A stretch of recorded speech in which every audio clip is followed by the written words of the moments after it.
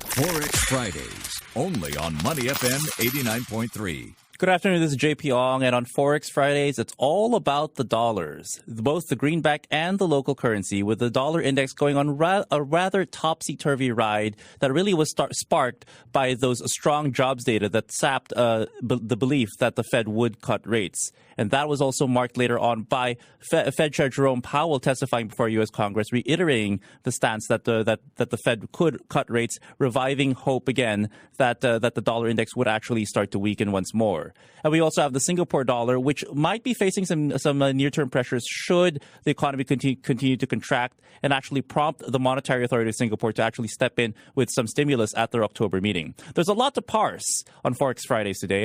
And to help us out, once again, we are joined by Lukman Otunuga, who's out in London with FXTM to help us move through all of these new developments. Lukman, good afternoon and good morning to you over there in London.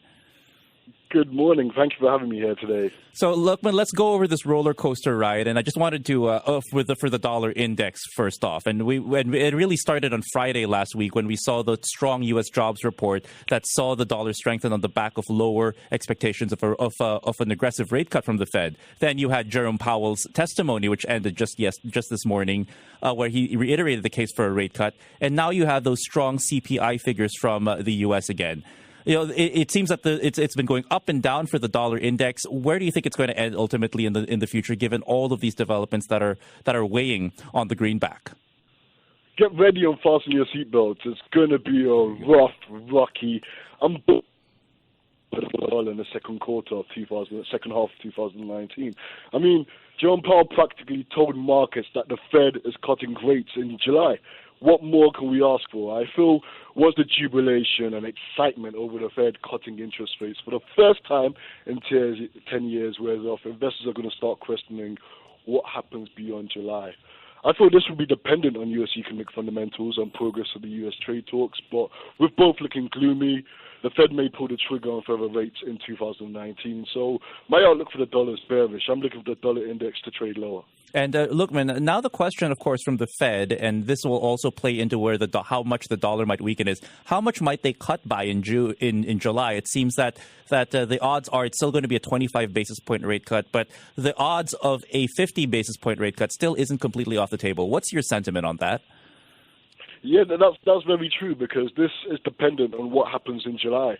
As I said, the Federal Reserve is going to cut interest rates in July. It's going to be an insurance cut, but this will depend on if economic data in the United States improves or if there's a miraculous improvement in U.S.-China trade developments. Right now, the Fed is in a position that they do not want to disappoint markets. So no matter what happens, we are going to see a rate cut. Okay. And so let's head over to how this might impact some of their major peers, and specifically the Japanese yen, which has seen themselves flex and really start to lift a lot of weight in the gym of the Forex markets.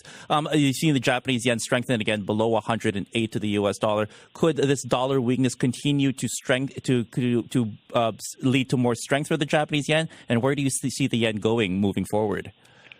Absolutely. A tired and vulnerable dollar means the Japanese yen gets a shot at the Iron Throne in the FX space. I mean, it's already building a good record and flexing. It's appreciated against every single G10 currency year to date, excluding the Canadian dollar. So the foundations are already there.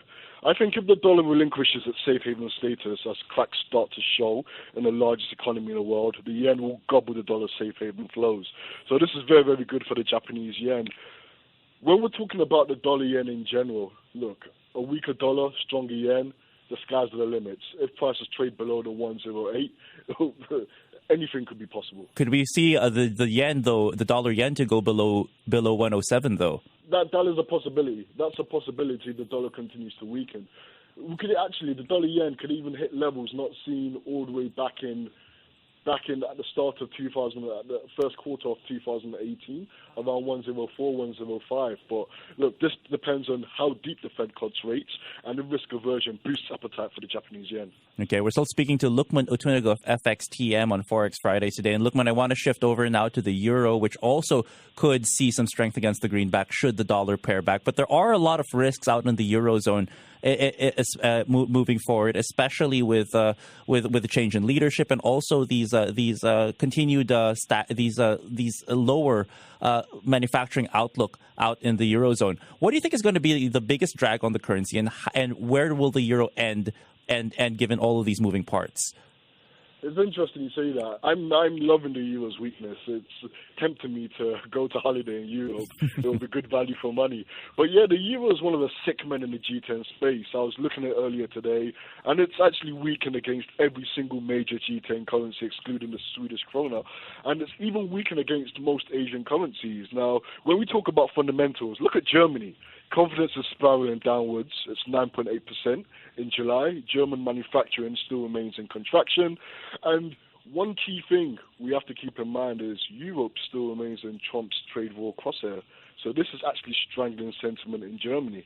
When adding to the other side of the equation, expectations of aggressive easing, thanks to Christine Lagarde when she takes lead, the outlook for the euro is bearish.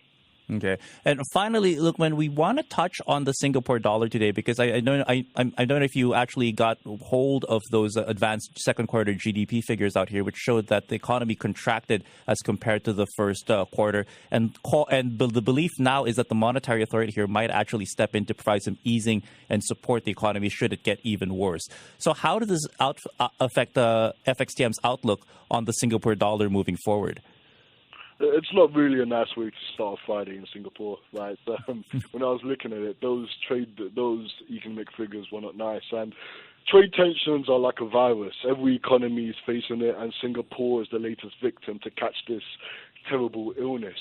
Now, when we dig deeper into why the GDP data was where it printed, it's mostly through external forces. One of the main drivers in Singapore is electronic manufacturing output.